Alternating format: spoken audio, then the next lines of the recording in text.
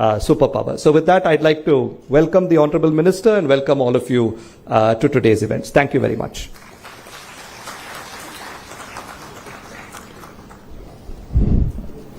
Thank you, Dr. Malingam, for that insightful start to the morning. To deliver the theme address of the conclave, may I now invite Dr. G.V. Selvam, Chairman, CII, Southern Region, College Excellence Cluster 2025, and Vice President of the Vellore Institute of Technology.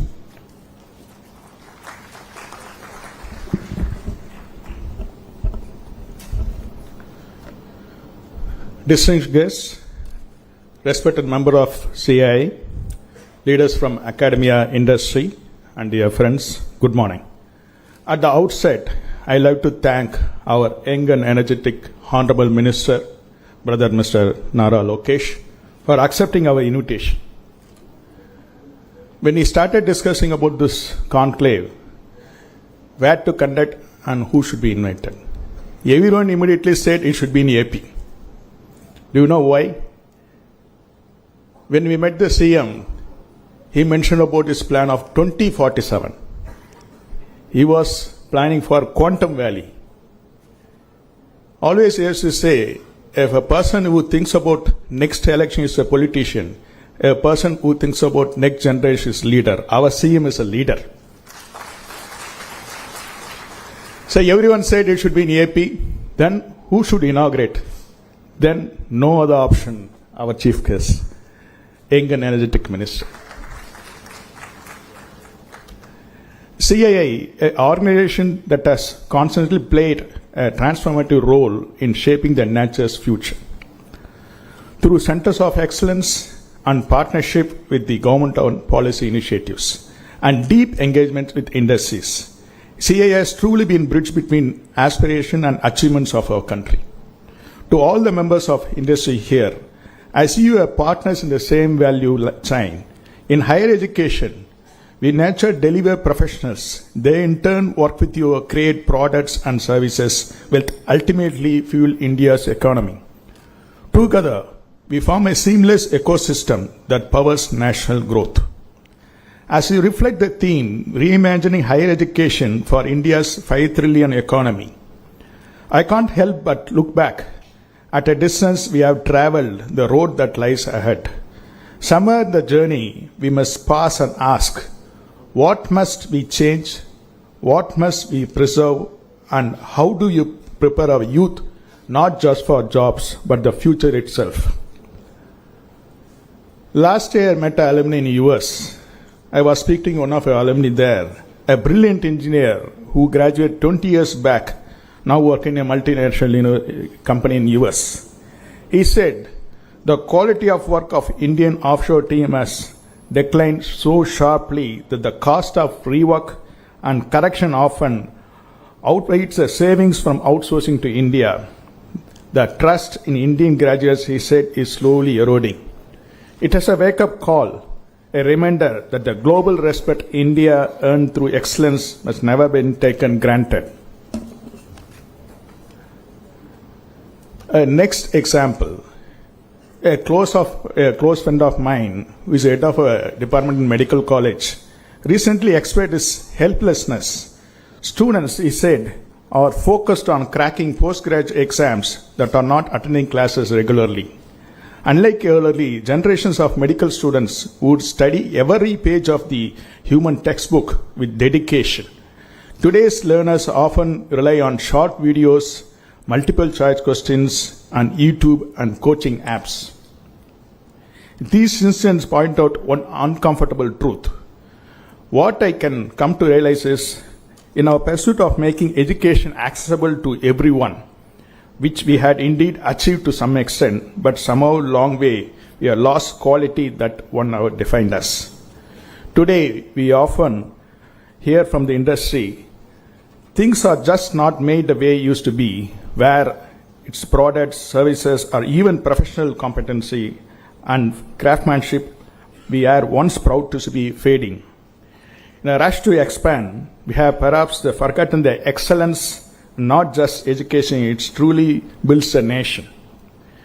Mediocrity has become normalcy. This needs to be changed. Our country traditionally known for excellence in whatever we did and built. It's time we reclaimed our legacy. CIA's theme mentions accelerating competitiveness, globalization, inclusivity and sustainability and trust, aim to enhance India's competitiveness by promoting global engagement, inclusive growth, sustainable practices and foundation of trust. The theme is based on the premises that the country's future and however will be defined not just by the pace of its growth but the quality. However competitive, inclusiveness, sustainable and trustless is economical model that becomes great. At VIT, we take this message to the heart. We constantly remind our students, don't study for marks, learn with passion and mastery. We encourage practical implementation of their theoretical knowledge. We have seen recent trends. With changing visa policies, the number of Indians going to US has dropped. By this year, around 44% has dropped going to US. While some of this setback, but I see it as an opportunity. Necessity is the mother of invention. So during COVID, India succeeded because of this necessity.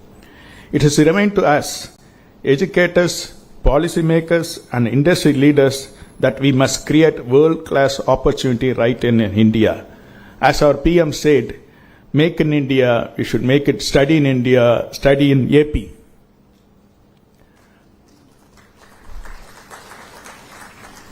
To achieve 5 trillion dream, our higher education must shift focus from producing job seekers to nurturing job providers. At VIT, our students receive much support for entrepreneurship as they do for placements. Every startup we nurture, every idea we fund, every innovation we encourage contributes directly to the Indian economy and social transformation. The new magic word, AI, I want to see AI in a different angle. And finally, we cannot talk about future of higher education without addressing artificial intelligence. Yes, AI can make more efficient, but over-dependency can make us intellectually weaker. I often notice even a simple student request letter today identical. Why? Because of ChatGPT.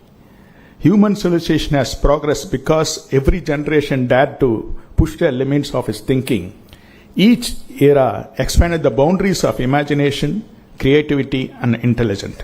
But today, the rapid rise of AI, we quickly outsourcing even our thinking. The work that our challenge our minds is now being handed over to machines. If this continues unchecked, human evaluation will not move forward. It may in fact start to reverse. Our brains, like unused muscles, will begin to lose their strength. We must make our students aware of its danger. Technology should enhance our productivity, not erode our creativity. It is wonderful when machines take our physical burdens like washing machines, dishwasher, and or perform tasks beyond human capability. But when they start doing our thinking of us, we risk losing what makes our unique human and imagination. So today, relying entirely on calculators, smartphones, and internet. But what happens if one day these tools are no longer within reach? True learning must live within us, not as a device, not in the cloud, but not in our own minds. Our education system must ensure that students carry their knowledge within them at all times. Friends, this 5 trillion dream is not just an economical goal. We must reimagine higher education as the foundation of national competitiveness, innovation and trust. Let's together do it now. I hope today's conclave will be very useful for national growth. Thank you.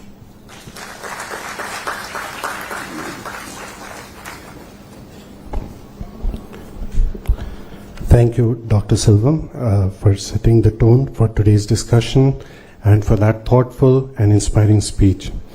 Moving ahead, we are privileged to have with us Mr. Philip Asmus, founder and CEO of First Gen UK. We now invite him to deliver his special address.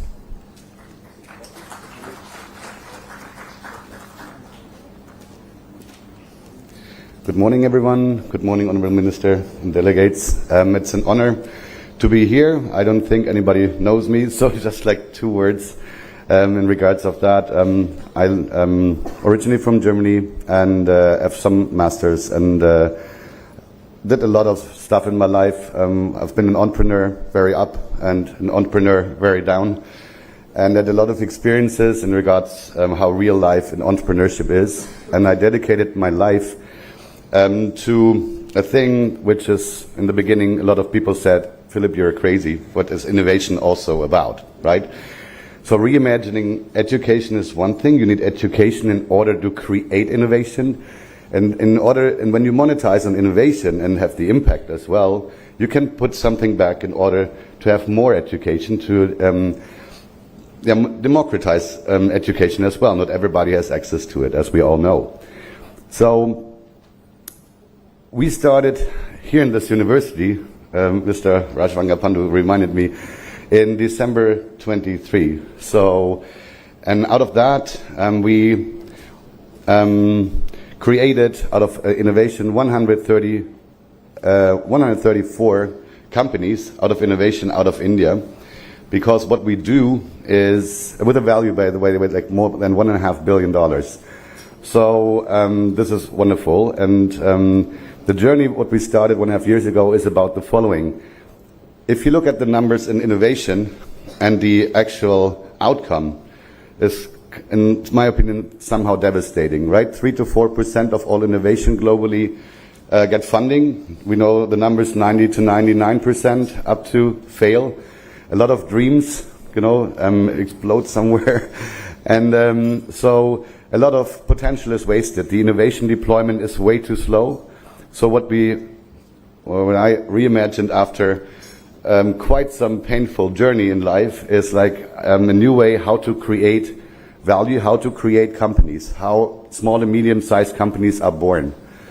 So how to increase the number of successes, how to give access to everybody to make it, right? Because usually it's a lack of knowledge, lack of resources, lack of money, lack of trust-building capabilities. So this is why we put also investment banks, like not the best topic here, but say we invented the first alternative to venture capital itself, right? So as a university or as an innovator, you have like multiple ways of monetizing this, like starting your own company. So you risk it all. But imagine you invent like 100 things. You can focus on 1 or 2, right? 98 are lying somewhere. Or if you have like a portfolio, like a lot of innovation is like wasted in the drawers, right? You can't lift the monetary part where you can do something good with it, reinvest into research and development or scholarships and whatsoever not. So as I said in the beginning, we already built 134 companies as basically as a test run, and now we are executing on it in thousands. So our goal is, could sound a little crazy here, but it's a new model. We automate and standardize company building, right? And it's a fair payout system, so we don't have around financing. But our goal is to build up to 100,000 companies per year. We are able to cut the cost by 99.x%. So we reduce the risk in early stage by 99.x%, right? The rest we cover with our earnings, so we basically can deliver their companies basically risk-free in early stage. The value we generate comes from like up to 20 times faster system than nowadays manually expansion. And so we can generate value better, right? So we can offer a service to students. First time you can think about, hey, I can push the risk and the sleepless nights and the hassle to a third party, also in masses. And this is what we offer, and we are now expanding. So we are, within the next few days, we are thankfully, I got informed that there are a few thousand ideas and patents we will put in the system, so we can potentially generate, 5 to 10 billion in value, also in cash out of it, where we hopefully can also give a lot back for the pre-trust in this new thing, also to India, to also the state of Andhra Pradesh. We had like a lot of talks here, and to the region in order to unitedly do something better. So this thing is not a competition to venture capital. There are a lot of upsides, a lot of hopes, but it's an addition. Let's put it like that. So what I mentioned before, you couldn't either do it yourself, sell it, good luck, or have royalties. And now we get at another layer that you can push it in masses as a service, right, to monetize on your innovation. And if you are fast in innovation,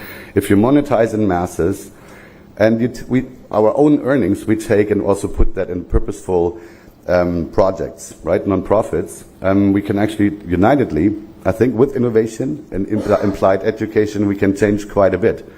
So everybody has the same chances. We generate jobs. We expect up to 50 million jobs per year out of that program, right? So I'm talking also internationally to a lot of governments, and basically it's an interesting discussion, like how many jobs do you want to have? So we can create basically a new type of company, a small and medium-sized enterprises, on a date or a certain time frame, right? And this is an interesting discussion, and this is basically on a fixed price, and everybody wins. So it's not on the shoulders of the academic side or innovators, because nowadays they usually don't earn that much. It's usually the bigger money who gets the biggest pie, and the academic side, the brains behind it, or you're sitting here, usually has like a small pie in the end. And it's also one thing we want to change. So thank you for listening just for a few minutes here. Hopefully we can add a lot of value to the region, to the people, to all innovators. And if you have any questions also later on, we're here for a few days. Here we have for the CII Partnership Summit. Thank you very much also for the invitations, and have a great, wonderful day. Thank you.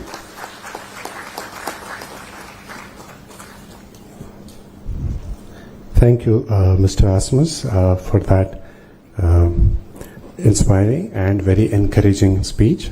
Next, I would like to invite Professor K. Ratna Sheila Mani, Vice Chairperson, Andhra Pradesh State Council of Higher Education, Government of Andhra Pradesh, for this special address.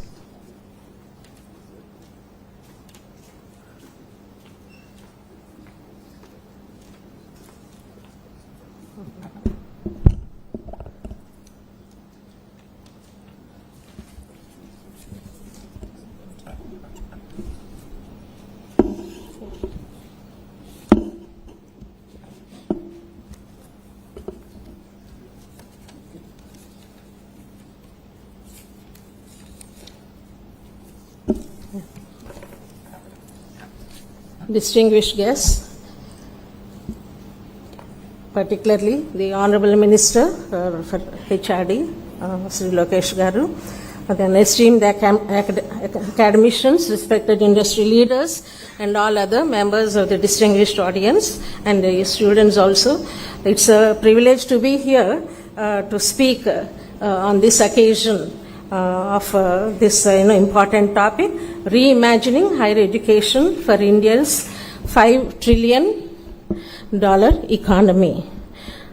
All the topics which have been identified for this meeting, for this conclave, are of great significance, and which have been discussed on and off in the last few decades also, particularly in the last couple of decades.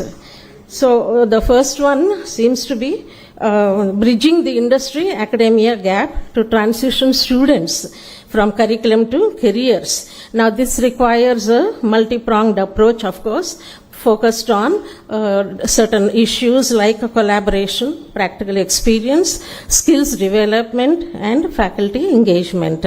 And for this, we need to follow certain strategies, and which have been done to some measure over the few years. University should involve industry experts in the design, review, and regular update of academic curricula to ensure that they reflect current industry needs and emerging technologies.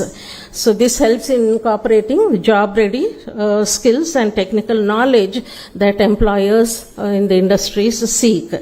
And the other thing is experiential learning. We've been talking of hands-on experience, which needs to be integrated into programs through perhaps mandatory internships and apprenticeships and so on.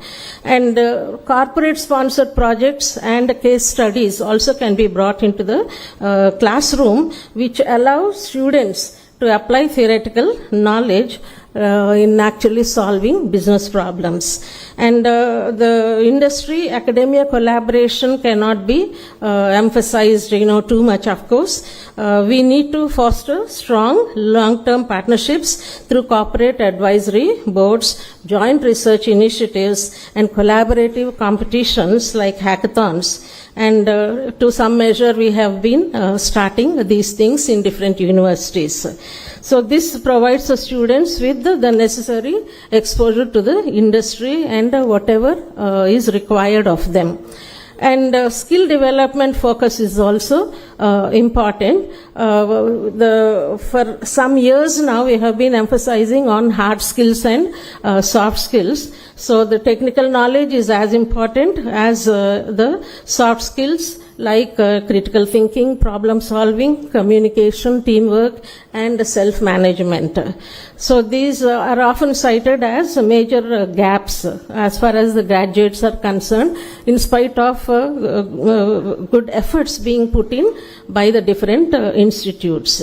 And to cater to all these, to inculcate all these skills and so on in the students, faculty development also should progress on an equal rate. So faculty also should gain practical industry exposure through corporate immersion programs, maybe short-term industrial projects and so on. So that helps educators and faculty to bring real-time, real-world insights also into their teaching. And of course, technology integration is a must in this tech-driven world. Coming to the other area which has been identified for discussion in this conclave is the need to redesign degrees in India for emerging sectors to realize $1 trillion economy, and this requires a very fundamental shift, a paradigm shift, in fact, we can say, in the higher education system. And but this has become all the more imperative because of the directives in the National Education Policy NEP 2020. When we need to redesign these degrees by focusing on flexibility, multidisciplinary learning, skill integration, and strong industry collaboration. So when we have multidisciplinary and flexible curricula, I think we have to move towards holistic education, and rigid compartmentalization between different disciplines. For example, arts versus science, etc., cannot survive in today's world. They don't serve their purpose also. So we need to combine subjects. We need to allow students to combine subjects across disciplines. Perhaps computer science with management, or law can be combined with technology. Now, the other need is to integrate vocational and skill-based education into the curriculum, into the mainstream academic programs, so that the skill gap which exists in the graduates can be addressed. And maybe this requires mandatory internships, apprenticeships, and hands-on projects. And perhaps it has to be started in the first year itself. Now, focusing on emerging technologies is another strategy that we need to attend to. Our students have to be exposed to new age technologies like AI, ML, data analytics, cybersecurity, and IoT, the Internet of Things, and so on. And we know that the government is also trying to establish centers of excellence in AI, particularly in key sectors like health, sustainable cities, agriculture, etc. And again we come to this point, the collaboration between institute and industry. So this is necessary because hybrid learning and experiential learning are the focus these days, whether it be in sciences or technology or even in humanities or languages, particularly language teaching. we are speaking of the necessity of adopting online, digital and hybrid learning formats along with virtual reality and augmented reality in the classrooms. So this is what we have for long been describing as learning by doing. So the students learn a lot by doing, and it provides them the motive and the confidence also to move forward. And they can apply then the theoretical knowledge effectively to whatever things they are doing. And again, this also brings us to the importance of promoting innovation and entrepreneurship. And these days, many universities are becoming hubs for innovation with incubation centers, and there is also support for startups and encouraging students to transform their ideas into commercial ventures, because we have to be in keeping with the national development goals. But then this brings also the question, what about the public universities? And this is where I think governments have a major role to play. And not only that, I think private support is also necessary. Private universities are doing well, of course, as far as infrastructure resources are concerned. But then, how much is it possible as far as the public universities are concerned? Because if you see the emerging sectors, which have high growth potential in India, the redesigned degrees include technology and IT, fintech, that is digital payments and so on, financial services, renewable energy, sustainable development, pharmaceuticals and healthcare, and infrastructure. Then moving on to the other significant topic here, how the universities are playing an economic role, more so these days. They have to evolve from traditional degree granting institutions to dynamic innovation hubs. In the process driving regional growth and national economic growth. So for a long time, universities had two functions, major functions, education, teaching and research, of course, doing basic fundamental research. But I think they are now called upon to serve another mission, that is to serve as innovation hubs, to foster innovation among the students. And the thing is, universities are known to generate new knowledge through cutting-edge research, of course, but then which needs to be commercialized through other mechanisms like patenting, licensing of intellectual property, and so on. And again, fostering entrepreneurship also cannot happen without the collaboration between the university and the industry. And for innovation, again, you need lot of infrastructure. That's the point I've already made here. So again, if universities are required to play a significant role in this whole process, then how are public universities going to be performing? That's the question. And of course, universities also can serve to create job creation in the locality, in the region. So regional economic development also is possible by attracting investment and also contributing to whatever that region is famous for. So it may be fisheries, or it may be marine biology, or it may be some other thing which that particular region or district is famous for. So by contributing to knowledge in that area also, and performing, encouraging students to do more research, I think that way also to the universities can contribute to the local regional economic development. And the other aspect is internationalization of education, which has always been there in the last, I think, decade or 2 decades. Several universities have foreign students, of course, and also in the research programs. So in this way we need to integrate an international, intercultural or global dimension into education. This is with the aim to prepare students for an interconnected world because of the impact of globalization. And there are several benefits, of course, of this aspect. One is economic. Well, in many countries, they see at the additional revenue that can be achieved because of the presence of the international students. And the other one is academic and educational. When you have internationalization in educational institutes and so on, we can foster collaboration, we can promote exchange of knowledge and encourage the faculty to maintain international standards.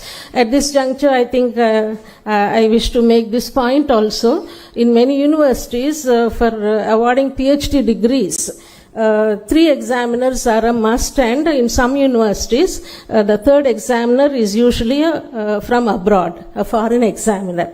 So that enables the faculty and the students also not to dilute the standards, because they know that all the 3 examiners have to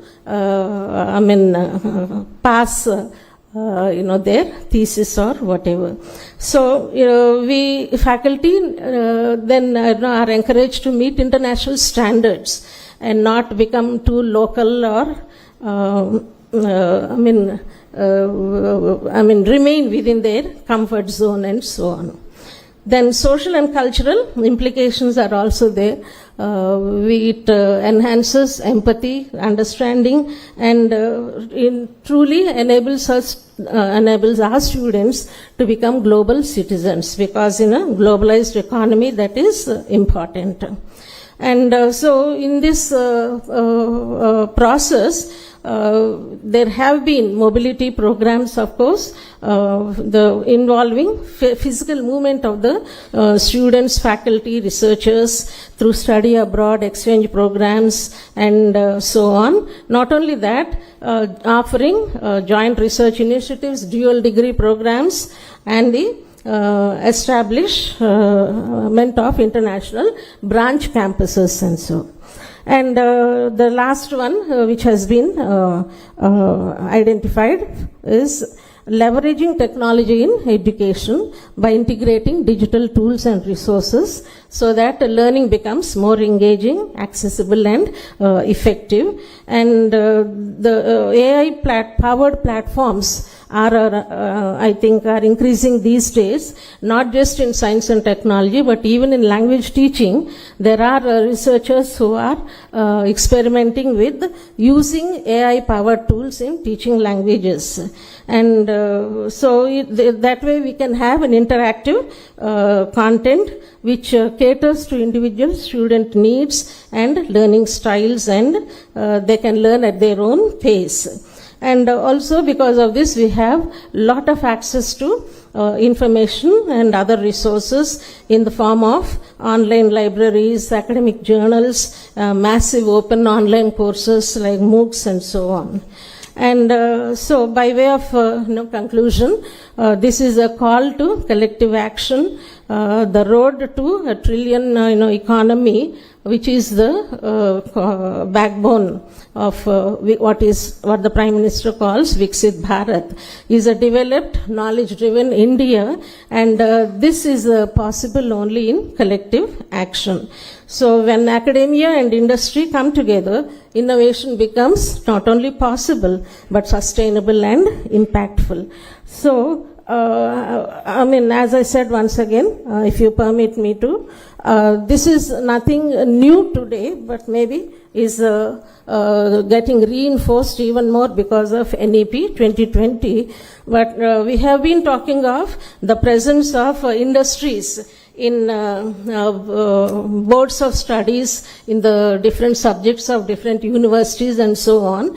Well, we do have industry experts in the board of studies, but usually, they might be busy to participate in our boards of studies, because when we are talking of revising and updating our curricula to the industry needs, well, their suggestions are very important. But sorry to say, though this has been going on for a lot of time, at the most there is only a tangential involvement between the industries and the universities. So more industry involvement in the universities, in the institutes, I think will result in a much more fruitful and fruitful economy, and also in terms of scientific and technological development. Thank you for giving me this opportunity.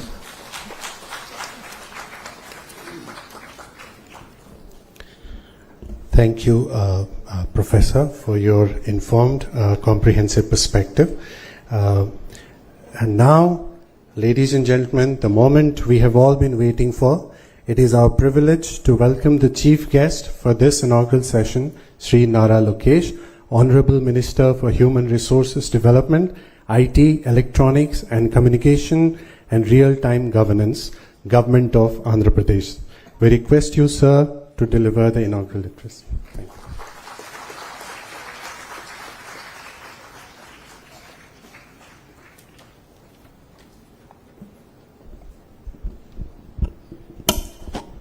Distinguished guests, industry leaders, academicians, innovators, my dear students, good morning. Let me congratulate first CI, the Southern Region, and WIT for hosting an amazing forward-looking conclave. But I don't necessarily agree with them. The vision set here is reimagining higher education for India's $5 trillion economy. We should be thinking about our $30 trillion economy. India is going to achieve 5 trillion. Whether the leaders who are sitting here do what they're supposed to do or not, we will achieve $5 trillion economy. The question is, how fast can we achieve the Honorable Prime Minister Shri Narendra Modi ji's vision of India achieving its $30 trillion economy depends on the kind of reforms, collaboration, changes that we all do together here. Economic growth is not possible without intellectual and human capital being harnessed. You know, higher education is not merely a sector for me, it is a strategic pillar here in Andhra Pradesh. 54% of our population is under the age of 25, which makes us one of the youngest workforces. It is a greater asset, and yes, demographic dividend is here to be harnessed. But it also presents unique challenges. The challenges is in terms of our employability, in terms of our ability to adapt to the changes that the world is going through. You know, only 34% of India's working age population has received a formal training. This is compared to 96% in South Korea, 80% in Japan, and 75% in Germany. The recent economic survey stated that only 51% of our graduates are employable. 51%. There is a big mismatch of what we teach and what the market demands. To be fair, in our current higher educational institutions, we are not able to provide any gainful employment even after 3 to 4 years of formal training. Whilst youngsters go to Amirpet and within 4 to 6 months of training they are able to find a job. So I truly believe that fundamental transformation, not correction, transformation is required in higher education. We must move from degree acquisition to skill activation. We can draw a lot of examples from across the world. Dr. Ashwini ji just mentioned about Stanford University and asked me to explain why Stanford has fostered innovation. And to be fair, It's a very old institution. It has built itself organically. But the most important thing is the ability of the institution to transform itself, to adapt to changes around itself. And when I went to Stanford, I was part of the old curriculum at the Graduate School of Business. I was literally the last batch of the old curriculum. And Brahmni, my wife, is also Stanford MBA. She was part of the new curriculum. And there's so much of sea change between the curriculum, the approach, that even universities have to start transforming themselves. Otherwise, they become irrelevant. Professor Ratnaji just mentioned about public universities.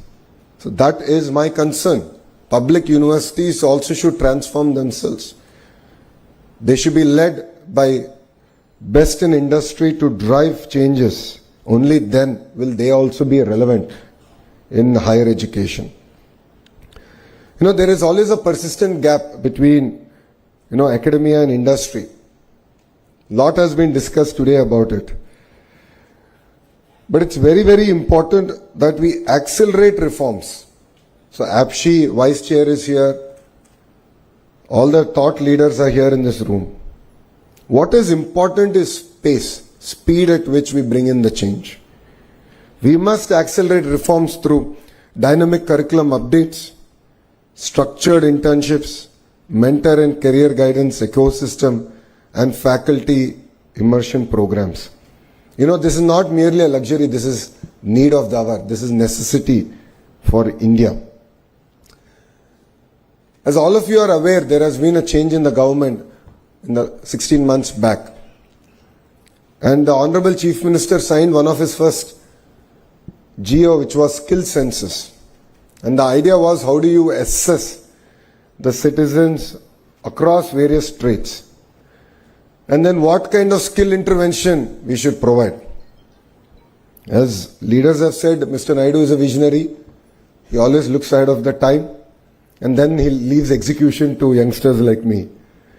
We tried skill census in its traditional census format in my own constituency, Mangalgiri, and we failed. And we failed miserably.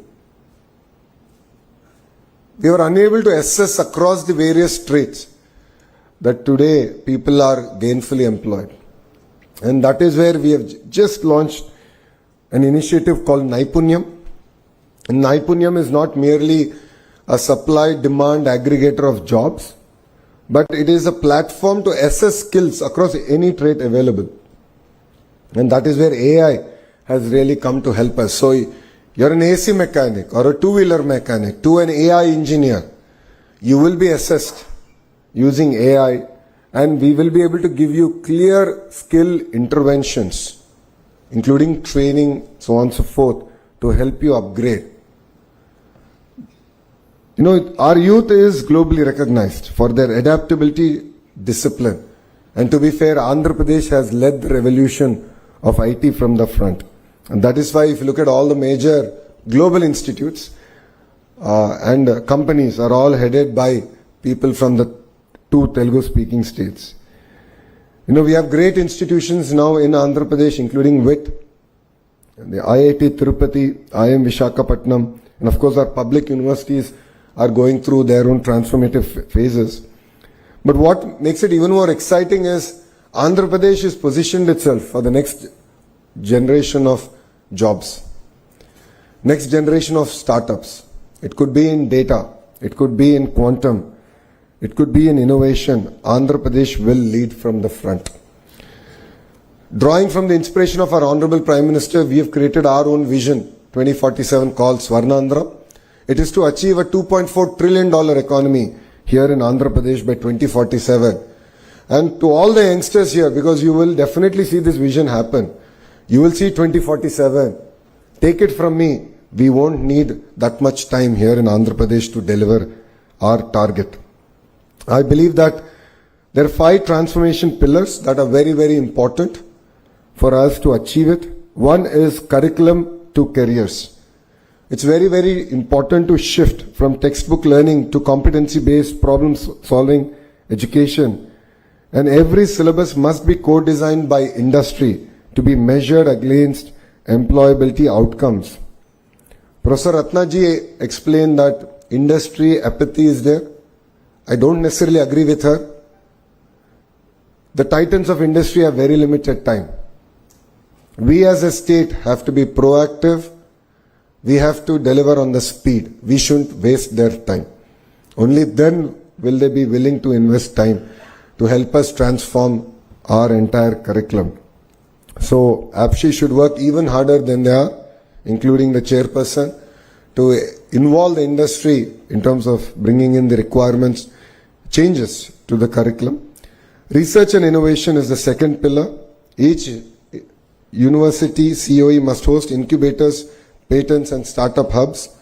It's very, very important that we also tie up with other global universities. I've had an opportunity to be to Australia. Recently I visited quite a few universities in a very short time I was there. It's fascinating to see the kind of research that's happening there and how each university over a period of time has developed deep understanding and deep research in a sector. So a great example of this is a New South Wales University, which is, while it offers courses across sectors, their specialization is in solar cell. And I saw a 10,000 square feet rapid prototyping center, which was quite inspiring. And we are going to bring it to IIT Tirupati. We're already in touch with them to sort of look at how can we now bring collaboration between industry, academia and research together. So I think this is very, very important for all of us to work. The third pillar is our digital future skills. AI, quantum, semiconductors, green tech, robotics are here. But as Selvam ji has said, please don't outsource your creative thinking to ChatGPT or Gemini. While trivial tasks we can use it, to be fair, please don't replace your creative thinking or critical analytical thinking using ChatGPT or AI tools. Internationalization is something that was discussed threadbare. It is very important to have tie-ups with global institutions because what they offer is exposure. What they offer is alternative thinking. This, I believe, is very, very important if India has to deliver on its $30 trillion mission. Inclusivity and regional balance is the other very, very important subject, and this is something very core to the heart of this administration. While Amravati is our capital and there's a lot of work, I'm sure all of you would appreciate, now that rains have subsided and we are able to restart all the works here in Amravati. But for us, all regions and all parts of the states are equally important. But what we have done is a very focused clusterization. So if you look at Anantapur, it's the automotive hub.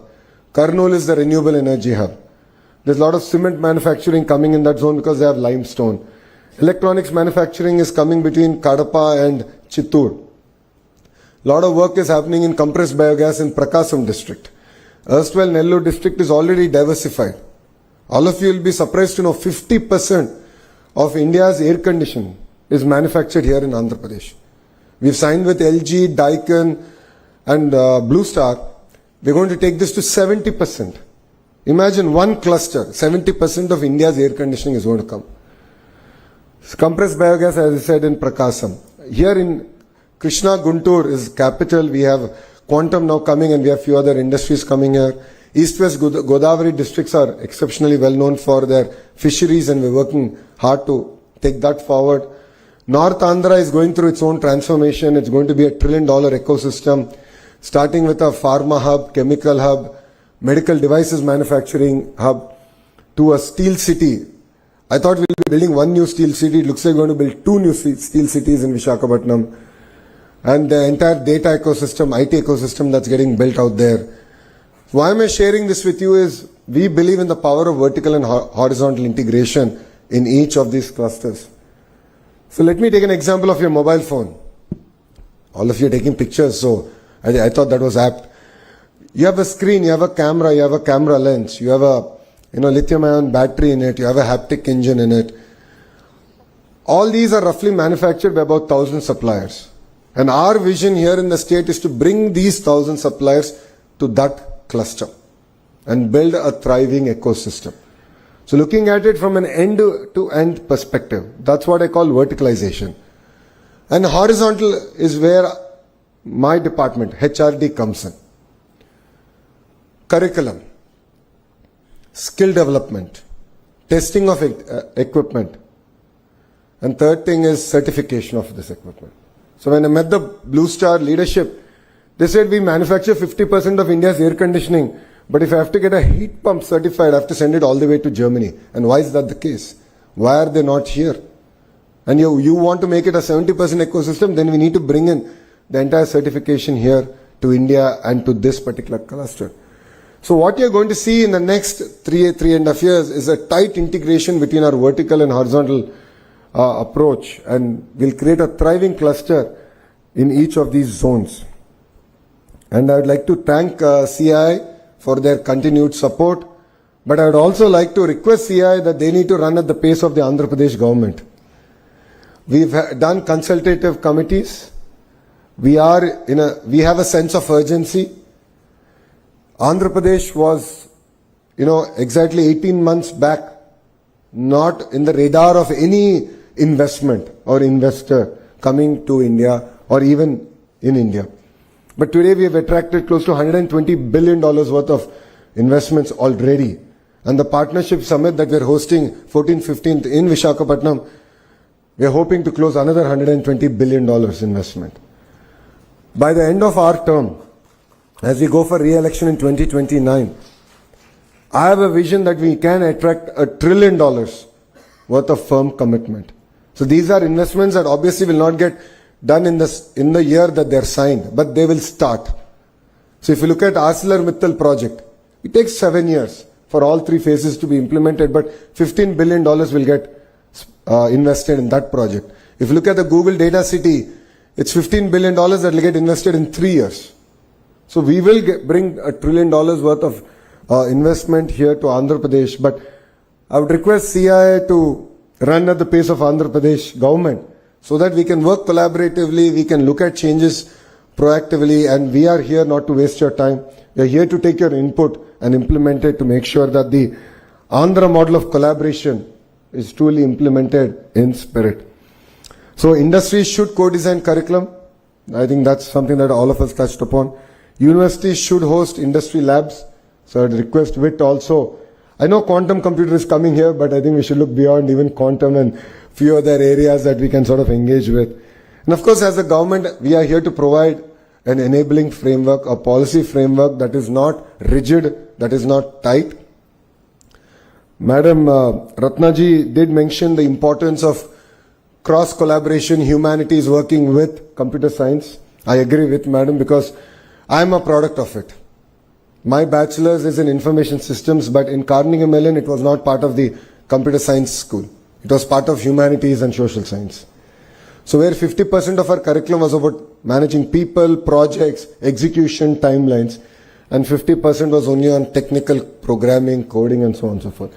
So I think we have to, as state, as APSHI, we have to be a lot more flexible, lot more proactive. Our policies have to be very, very proactive to ensure that this kind of collaboration can actually be achieved. And yes, together with all the youngsters in this room, we will make India proud.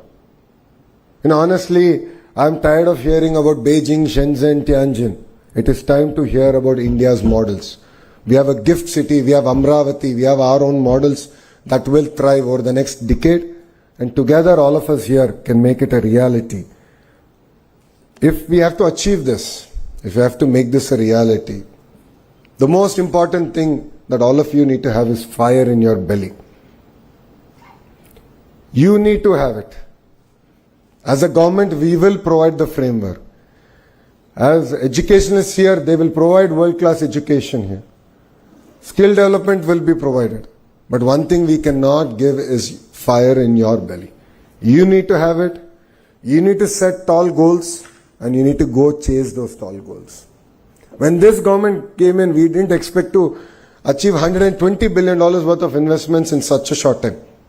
To be fair, that is equal to the investments in the last 10 years of Andhra Pradesh history. Last 10 years. But then we are not happy. We said we can do even better, we can do even more. And that is why we're chasing it. That's because we have fire in our belly, and it's important that you have fire in your belly. And dream big. People around you will laugh. People around you will make fun. But if you don't dream, you really cannot achieve what you want to achieve. If we don't dream, we cannot make India a developed nation. So dream big, but then care to achieve. You have to be meticulous, you have to focus on your execution and ensure you put in the time that is required to deliver it. And honestly, life is not a destination, it's a journey. It's important that we constantly learn. You constantly expose yourself globally on what's happening. Enrich your knowledge, work together and build a collaborative environment. And life is never a straight line. The highs are very high, the lows are very low. If there's anyone who's gone through it, it is me. In 2019, when I contested in my constituency, which my party only won in 1985, I lost. A lot of people made fun of me, but I didn't care. I said my goal is set. I am going to go about achieving it. 5 years I worked hard. I didn't leave it. I refused to accept defeat. And 2024, I won it with one of the highest majority in Andhra Pradesh history. Life is not fair, but then keep at it. Only if you work hard, you can achieve the targets that you set yourself out to achieve. And Partnership Summit is one forum. I know that quite a few partners here are coming. We should engage, we should exchange ideas. And definitely my goal is very simple. Strong states is strong nation. When states compete, India wins. So we will compete with Tamil Nadu, Karnataka, Telangana and all other states, including Gujarat. And I'm sure India as a country will win. And the most important thing, I would like to request APSHI, WIT, to all our partners here, that speed is of the essence. It's no longer about big versus small. It's about slow versus fast. Today, Andhra Pradesh is able to ground so many projects. It's sheerly because we take it upon ourselves to ensure that speed is delivered. Only then we can achieve what we want to achieve. I know that curriculum changes are not easy. I know that there's always will be a lot of resistance. But I would like to request the titans of the academia also to approach the subject with open mind. What we have done so far has worked for us. I'm not saying it's not worked for us. But I don't believe it is enough to take us to our $30 trillion goal. So we have to have open mind. We have to embrace changes a lot more proactively. All the HODs have to look inward into their own departments. See how we can sort of improvise. It could be a transformation or it could be reforms. But we have to do it. There's no second thought about it. So I request all of you to embrace speed and definitely make Andhra Pradesh proud. And all of you are part of history. You know, when I was growing up, because everyone here is quite younger than I am. So when I was growing up, I saw Hyderabad develop in front of my eyes.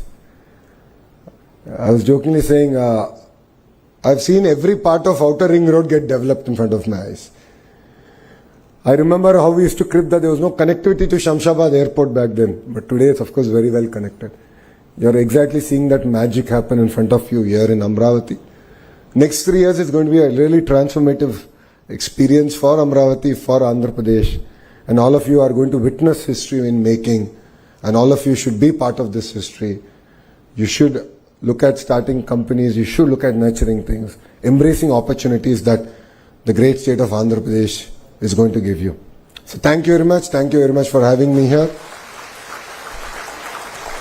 And I look forward to more interactions. Next time around, I would love to interact with students, understand their aspirations, their expectations. And I'll bring my entire APSHI here. They will also have to understand because I keep telling them they're yet to catch up to my speed. So they need to come in front of students. I think then they'll be able to appreciate the hunger, the fire in the belly that our children have. I look forward to coming back and interacting with students again. Thank you very much and Jai Hind.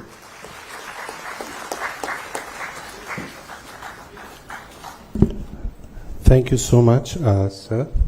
for the inspiring address and your visionary outlook on strengthening the education ecosystem to align with Andhra Pradesh and India's economic ambitions. Thank you once again, sir. So may I now invite Dr. G.V. Selvam, Vice President, VIT, to felicitate our chief guest, Sri Nara Lokesh, sir.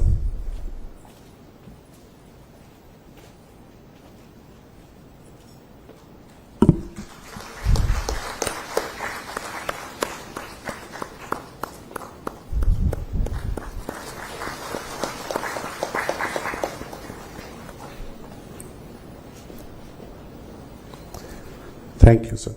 To conclude the inaugural session, I now invite Mr. Saranam Narendra Kumar, Vice Chairman, CII, Andhra Pradesh, and Executive Director, Apex Solutions Limited, to deliver the concluding remark.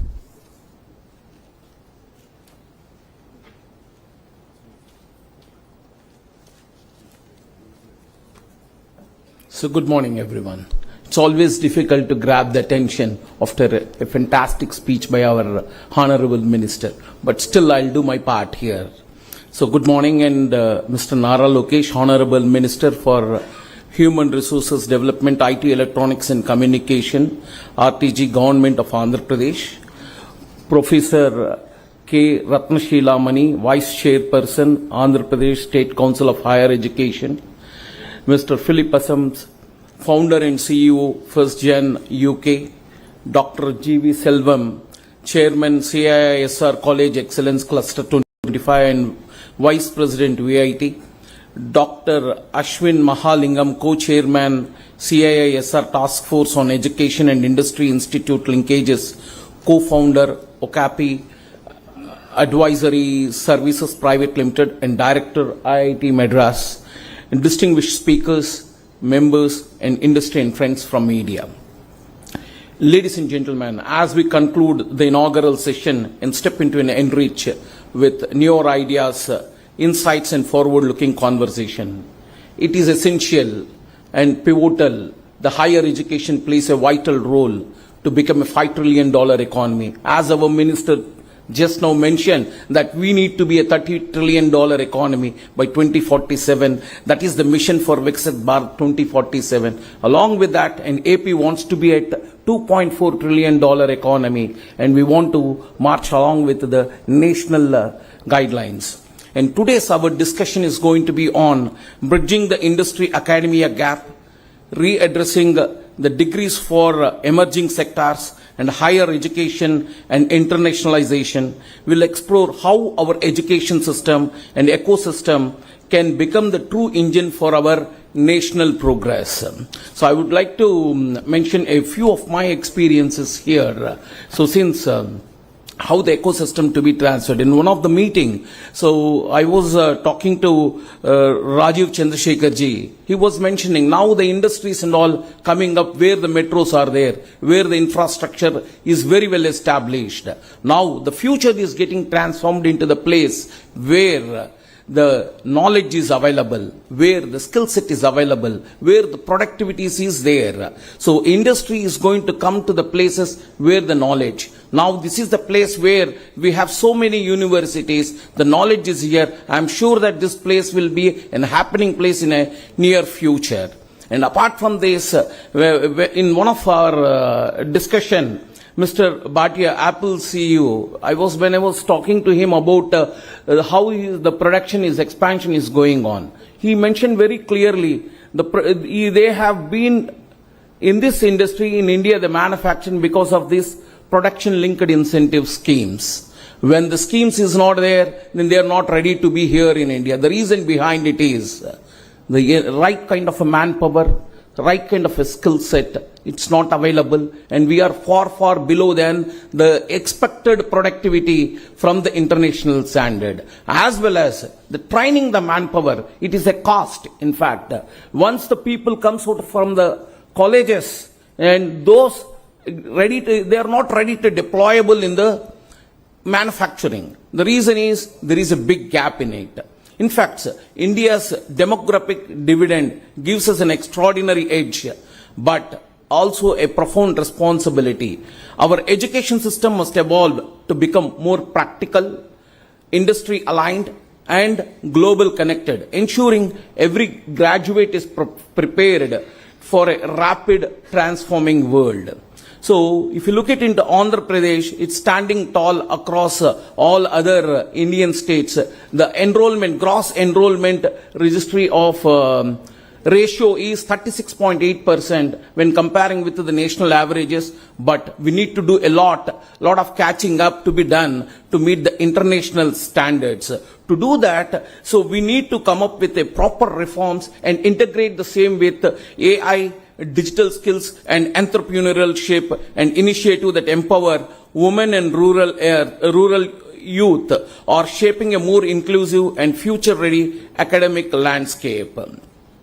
So the current landscape of Andhra Pradesh, if you look at it, Andhra Pradesh is hosting closer to 2,600 higher educational institutions, out of which 47 universities are there and 321 engineering colleges. All put together, we have been producing closer to 1.4 lakh engineers every year, or they are employable. As our minister just told that 51% is our employability. But my research saying that it is 45%, but still that's good enough, so 45.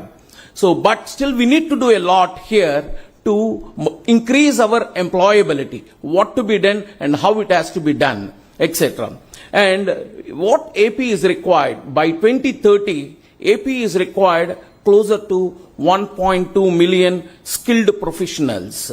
So where they're going to work, how they are going to work. As in the previous speech, the minister told very clearly already $120 billion is already landed and another $120 billion is going to get signed on 14th and 15th. All these people are going to work in those industries subject to, if they have the capability, if they have a potential to do it, if they have an innovation and creativity to think further, to move ahead on this. In fact, so I did a little research on particular thing. If you look into I have just compared, I've taken two timelines. One is pre-COVID, the other one is a post-COVID. So the salaries for the non-engineering people, especially for the helping, the helpers, drivers, odd jobs, masons, etc. What is their salary? And what is the salary of an engineer in post-COVID and pre-COVID? If you look into it, so there is a predominant growth in the odd job. There is 75 to 80% growth in the salaries of the employees, those who are doing an odd job. When we look into an engineer's, I'm sorry to say this, the salaries got stagnated. It is close to 3 lakh rupees. It is there previously 3 lakh per annum, that means 25,000 per month. Still today, the same salaries are prevailing. It is time to think about it.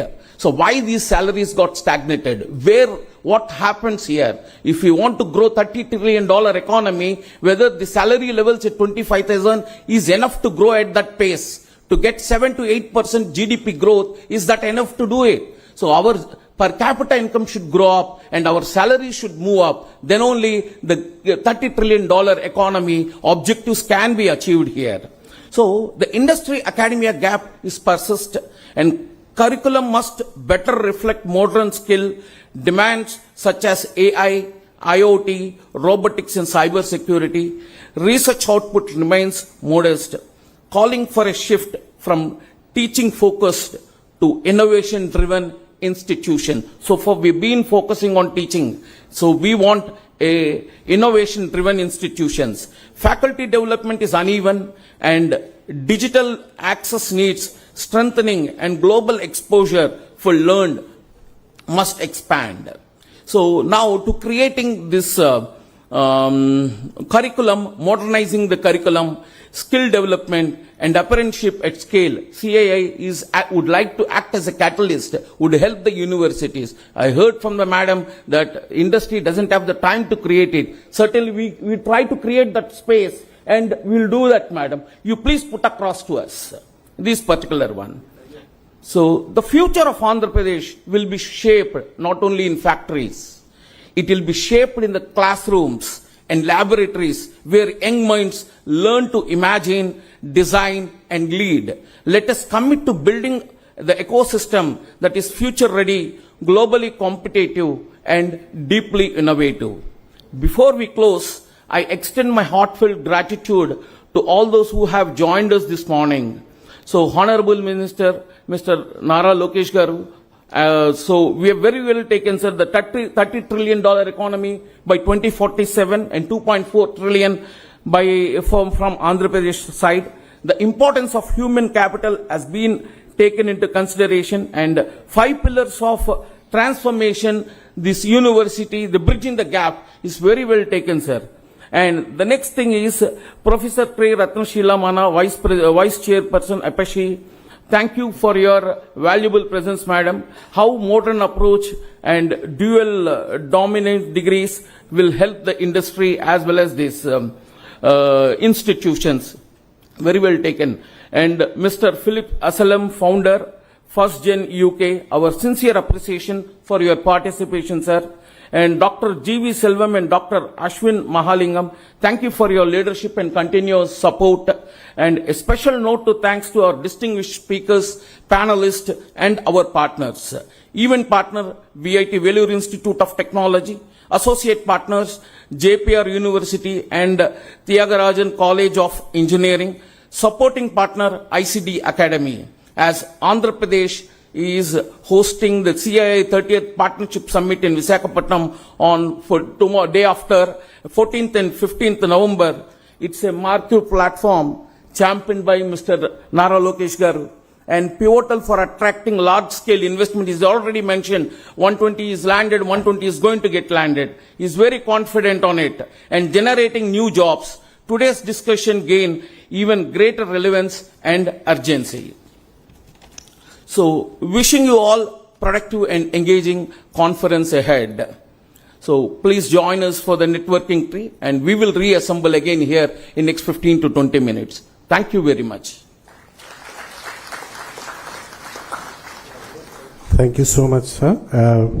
Ladies and gentlemen, that brings us to the close of the inaugural session of the CII Southern Region Higher Education Conclave 2025. We extend our heartfelt thanks to all our dignitaries for sharing their valuable insight.